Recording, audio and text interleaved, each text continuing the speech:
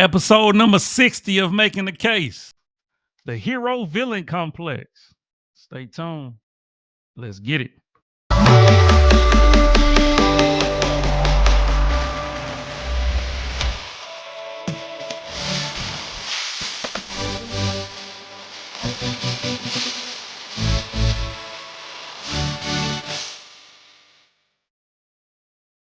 Hey, what's going on? Welcome back to another episode of Making the Case, episode 60. I'm your host, none other than Dr. Jacob Isom, educator, speaker, entrepreneur, content creator, father, a little bit of everything.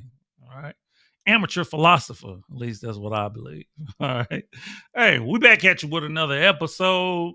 We're more than halfway to 100. I had to figure out what we're doing for 100 because I don't know why 100 is special, but I think most people celebrate 100 episodes. So I'm pretty sure big time, networks do. So in that industry, I know it's not easy to get to 100 episodes. And I would say it's not easy to do 100 episodes of anything, right? Because a lot of work goes into this type of stuff. If you don't believe it, as any content creator, all right? But we won't keep blabbing. We'll go ahead and get into what today's episode is going to be about. We're talking about the hero villain complex, also known as the victim hero villain complex. So we're going to touch on that today. But of course, before we get into my opening statement, we got to go over our 2-channel norms. One, we'll take points and not people. And two, we don't do all the cussing, derogatory stuff. We leave that for other people to do because we're professional over here. And I want to give a special shout out.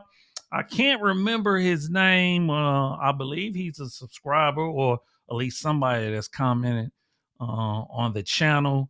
And he gave me a good little nasty comment. Right. So shout out to you, brother. All right. I believe his name is Robert something. Okay. But what I would like to say before we move forward, I try my best to be objective. This is the reason why I bring information to you. And so if you're upset with the things that I'm saying, please understand that this is research based. These are things that I'm finding out about a topic or a subject. You're more than welcome to do research on your own, or you're more than welcome to give me a topic and I'll do that research and I'll show you what I found. So, yes, the research comes with my opinion because that's what everybody does. Okay. As a matter of fact, most people are going to give you an opinion and not do any research. It just is what it is. Right. So that is the nature of this channel. So, kind of is what it is, but we try to make sure that we are professional, and that we are courteous and kind. And, I make it a point on this channel to make sure we keep it about the information. That's why I do not talk about people because it's not about that. Unfortunately, the way the world and particularly in the United States operate, we love to bash people. We love to throw people under the bus. We love negativity. We love drama because we understand that's what sells. But one thing we got to understand, it's what sells is because it's feeding the beast. It's feeding the monster. All right. So I'm not going to feed that side to you. I'm going to feed the lovable side. I'm going to feed the side of you that wants information, that want a different perspective. That's the side I'm going to feed. All right. So enough of my rant. Let's get into my opening statement. So what do I believe when I hear hero villain context? I'm complex. I'm talking about it from the standpoint, you can look at it as good and evil. You could look at it as someone that's, good or bad. You can look at someone who's trying to do right while somebody is trying to drag you down and bring you excuses, and things of that nature. So, to me, the hero villain complex is just kind of like a struggle within you, to find, that balance, right? Because we understand that, life is not easy. Even though I am a proponent that says life is not as difficult as we appear to make it, But yet and still, like, we still have internal battles that we fight every single day. So in my mind, that's the hero villain complex that we all deal with, and pretty much on a daily basis, right? But in the pieces of evidence that I have for you, we're gonna dive a little bit deeper into the hero villain complex. Yes, we're gonna focus more so when it comes to relationships. Um, and we know we use that hero villain complex when it comes to formatting for movies and things of that nature. You could think about an antagonist, protagonist, however you want to view it. So, but our focus is looking on when it comes to dealing with it internal with ourselves, but also in our relationships, right? Typically, when things turn south, right? Someone's going to be the hero in the story and somebody's going to play the villain. We've all had a hero villain story, and we've all been the villain and we've all been the hero. So, we're going to look into why that is the case. So, um, without further ado, let's get into our first piece of evidence, young people. All right, so let's get into our first piece of evidence. What I found for you is a article from Cozio Therapy and Coaching. Um, Never heard this platform, so first time using it. And the title is The Victim Hero Dynamic in Intimate Relationships. So we're going to look into how it looks when it comes to being in romantic relationships. Probably not only that, but just when it comes to being in somebody that, is very close to you. Because a lot of times we got to understand when we talk about intimate relationships, we're not just talking about romantic relationships. We're talking about anybody that is very, very dear to you and close to you. Okay. So let's see what they kind of, and as you see, it says victim hero. That can be also sometimes it's interchangeably used as a hero villain complex. So just in case you're wondering. So let's read it and see what we're talking about. Let's see, let's get down to the nitty-gritty. All right. Intimate relationships are fascinating. The attraction, the emotion, the dynamics, the communication, the issues, the vulnerability, the connection, the decision to let another person into your world completely, the mutual decision to build a life together. Depending on your frame of reference, you might find these things very desirable or very scary. I believe a lot of us find it both, right? Vulnerability is an essential component of a healthy and connected relationship. It sure is. I say vulnerability is a superpower because unfortunately a lot of people are scared to be vulnerable. But if you harness it, if you own it, you can use vulnerability to your advantage. All right. Vulnerability can also make you feel like all your barriers have been rocked from underneath you. Vulnerability encourages authenticity, and depending on how you frame the argument or what emotional traumas you've endured in your past, this can seem inviting or threatening. If you find or have found someone who challenges you, makes you grow, makes you look at things differently than you used to, consider yourself blessed. Although your automatic reaction might be to start questioning the relationship due to the disagreements, tension, and emotional discomfort you might be experiencing, look at it as an invitation to begin reframing your relationship issues and struggles. Depending on your current level of awareness or trajectory of your spiritual paths, it can be difficult to conceptualize, let alone understand why you shouldn't automatically discount a relationship with someone who activates uncomfortable emotion within you. So let's start with the infinite. You're always connected to a higher being, i.e., God, the universe, higher self, the source, etc., whichever resonate with you. I agree wholeheartedly. Okay.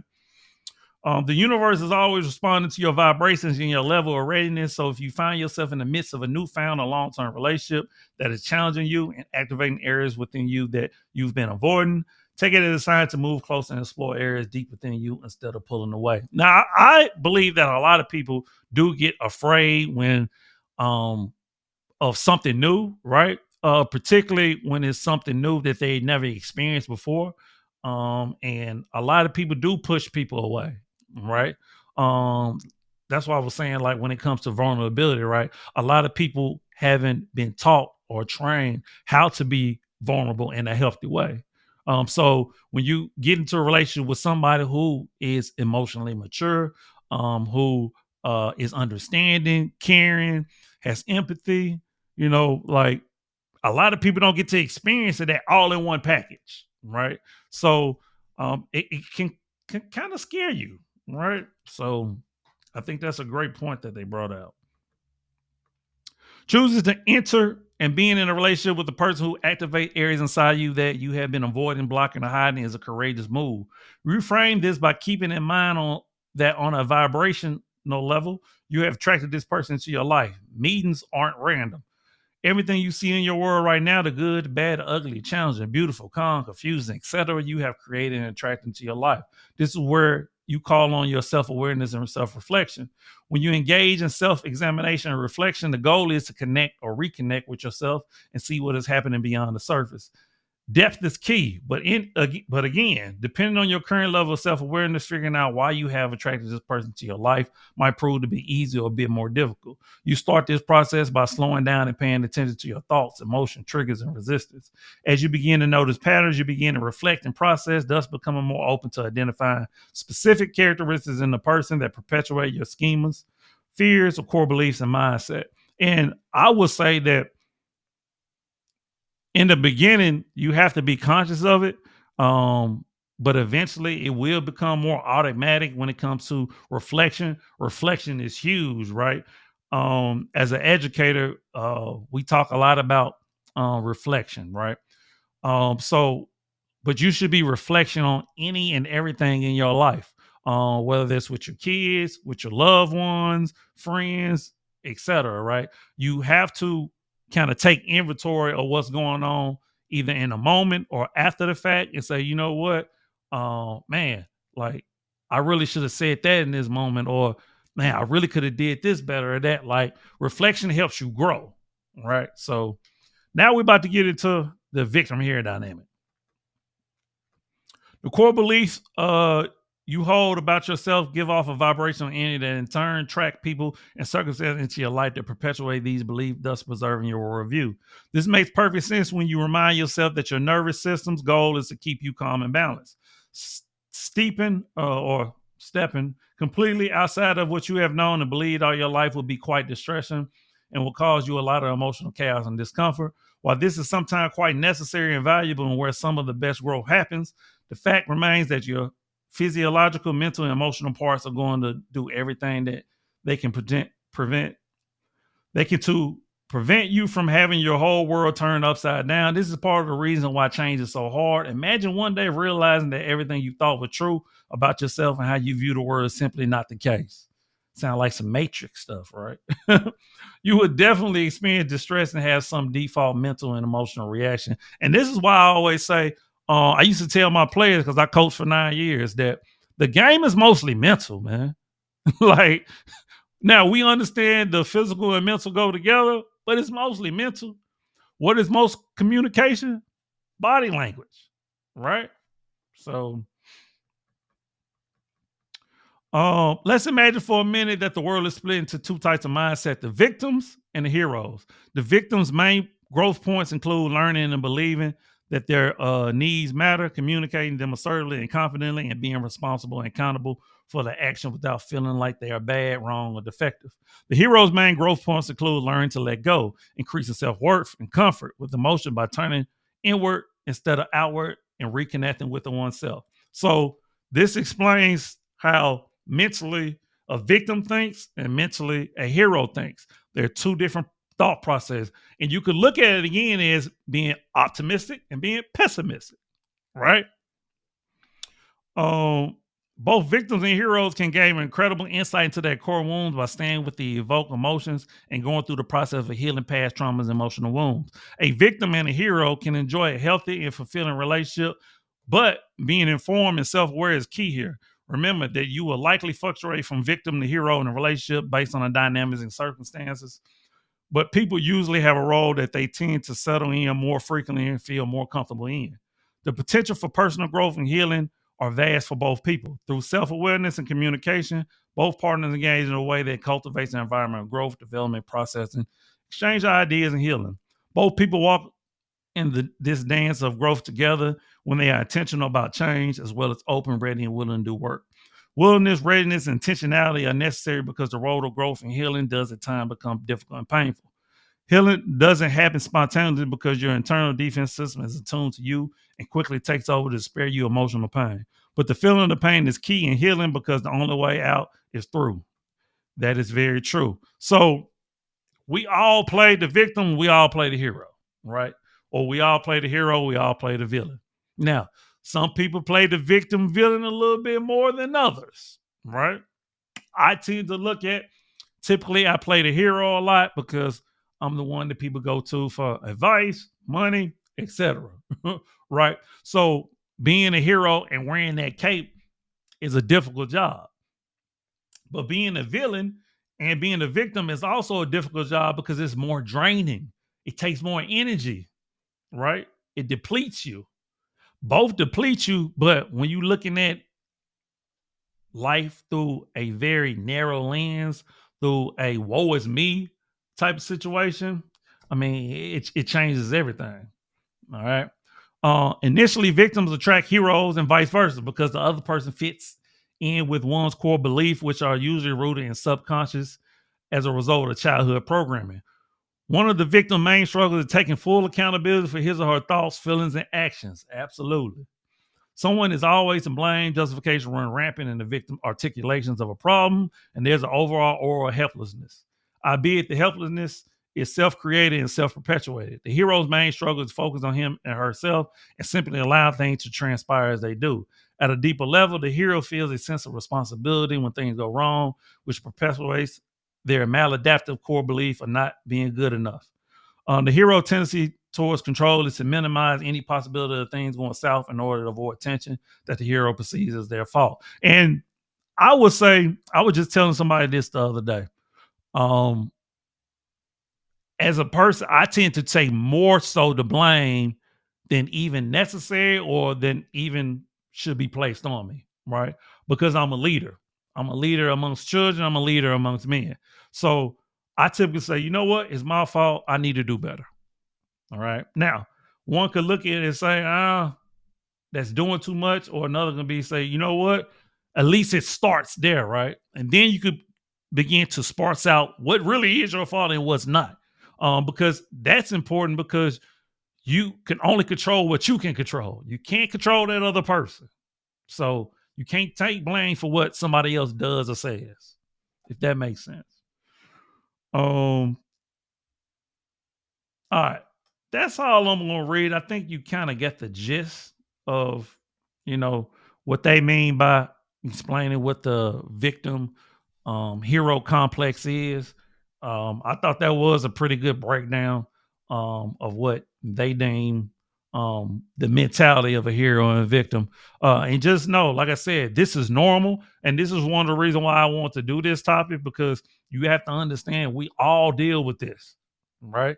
Every last one of us. But it's about dealing with it in a healthy manner. All right. Self-talk is important. Reflection is very important. All right. So let's get to our second piece of evidence. All right, so for my second piece of evidence, we're going to one of my favorite platforms. You guys know I use this all the time. For those of you that's regular to the channel, the Medium, and we're going to kind of take the spin a little bit different when it comes to the hero villain complex. So the title of this is Unpacking Public Perceptions and the Hero Villain Complex. So in the last one, we went more internal. This one, we're going to go more external. All right. So let's see what it has to say. All right. Contemplating the intricacies of this narrative is worth considering the wise words of Oppenheimer. Only a fool or adolescent would presume to understand someone else's relationship. Relationships are inherently intricate, and our perspective as outsider often offers only a partial view. That's why perspective is so important. I do get a course, a mini course on perspective that's coming very, very soon. I'll let you know when I'm actually dropping that. In the world of celebrity stories, real individuals often find themselves cast into roles, mirroring the classic storytelling structure of heroes and villains, protagonists and antagonists. Within the intricate narrative of these real lives, this conventional storytelling pattern is starkly visible. Number one, resilience amidst turbulence. The individual at the center of this narrative faces an array of challenges, including the turbulence within their own relationship. Beyond the headline, this story unfolds as a narrative of two individuals navigating the complexity of their shared journey. So, what they're describing is this can be something that can be used in like a movie script, but it's something that literally outlines a someone story, right? Someone out there and millions of people out there right now have this story. All right. And it all because we hear all the time and women say a lot, right? Like I'm the main character of my movie, right? Or we always using references to us being the actor or actress in our own movie, right? So this is only speaking to that, right? And it's breaking down like the different roles that you can actually play. Now, I don't tend to think of me being a main character in a movie, but I get the analogy, right? So let's keep reading. Self discovery and healing. This narrative dives deep into personal growth, healing, and a journey through life's ever changing season. It explores the struggle of reconciling a public image with a private self, taking the audience on a deep path towards authenticity and wholeness. And I believe this is important because a lot of people struggle with this, right? How do I put myself out there as a public persona, right? That how I want people to view myself versus who I truly am, right? Because I believe a lot of people, and thank social media for this, right? We like to put our best selves on, like to put women like when they have eyelashes and makeup on and all this stuff, but rarely will you see them post a video without all that stuff, right? So we struggle between our public and private persona. Society gaze and the quest for authenticity. Amidst the individual dynamic, this narrative confronts the broader societal lens. Is the public versus the person in the spotlight, a dimension stemming from their background and success that has allowed them to craft a life in the wider world. This element underscores their conscious decision to unveil private aspects of their life to the world.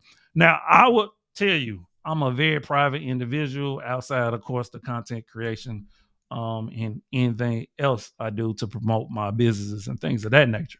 But I will say that I don't post a lot of things that go on in my private life because I'm a very private individual. So sometimes I do struggle with what I am going to share and what I'm not going to share because we know, particularly with this internet, things can get very ugly because people are cruel out here. So moreover, it's vital for individuals to acknowledge their agency in directing their attention and energy. If the current narrative doesn't align with their personal priorities, they have the ability to refocus their gaze toward what genuinely matters to them.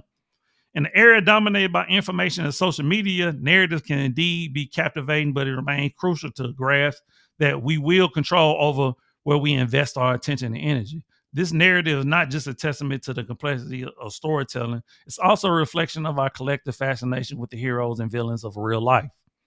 This narrative challenges us to reevaluate the narrative we engage with and the labels we assign. It invites us to navigate the complexity of storytelling, reminding us that real life relationships are often far from the simplistic roles we might assign. We have the power to choose where we invest our attention, and perhaps it's time to examine what truly matters to us in the grand narrative of life. And all these analogies that they use, like a narrative, right? Roles, right? We always talk about the roles we play in our relationships in life in general. Like, so that's the reason why storytelling is so important. This is the reason why when we hear a story, we can get so emotionally invested into it. When we watch a movie, we're so emotionally moved by that movie because we can relate to it. It makes sense to us because when we see a hero or a villain, like, man, that's me. I've played that. I've been there before, right? So this is the importance of the hero villain complex, right? Because we all play it, and sometimes we can get sucked into playing the hero too much or being the villain too much, right?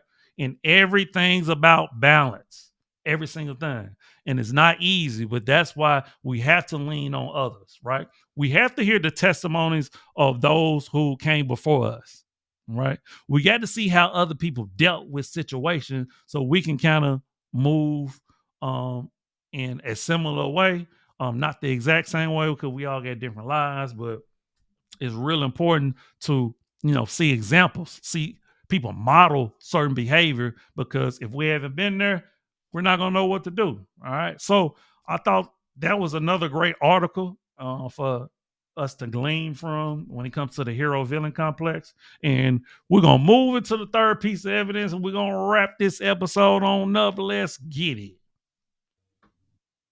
Heroes and villains always have the same backstory: pain. The difference is what they choose to do about it. Villain says, "The world hurt me, I'll hurt it back." The hero says, "The world hurt me, I'm not going to let it hurt anybody else." Heroes use pain. Villains are used by it. Heroes and villains always have the same backstory: pain. The difference is. All right, so that was my third piece of evidence. I know that was a very short clip, but I thought it really put a stamp and a summation on what this episode was about when it comes to heroes and villains.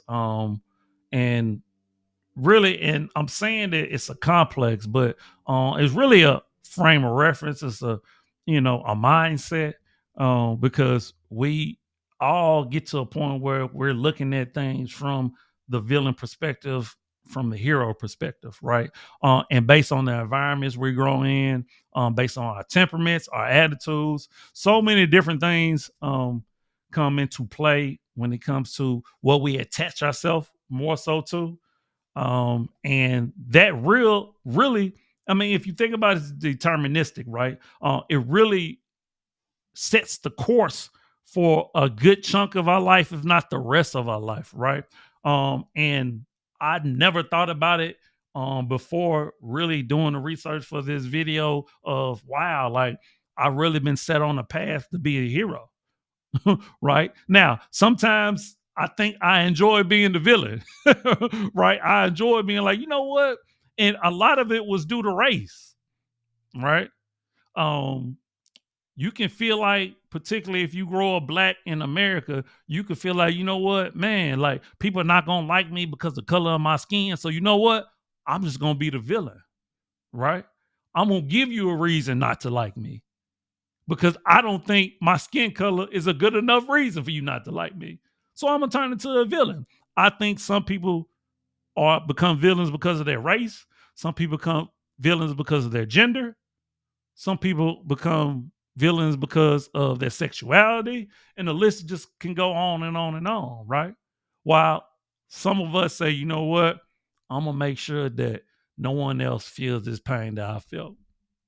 So they start nonprofits, right? They start organizations. They get into teaching, nursing, and things of that nature, right? This world wouldn't be the world it is without heroes and villains, right?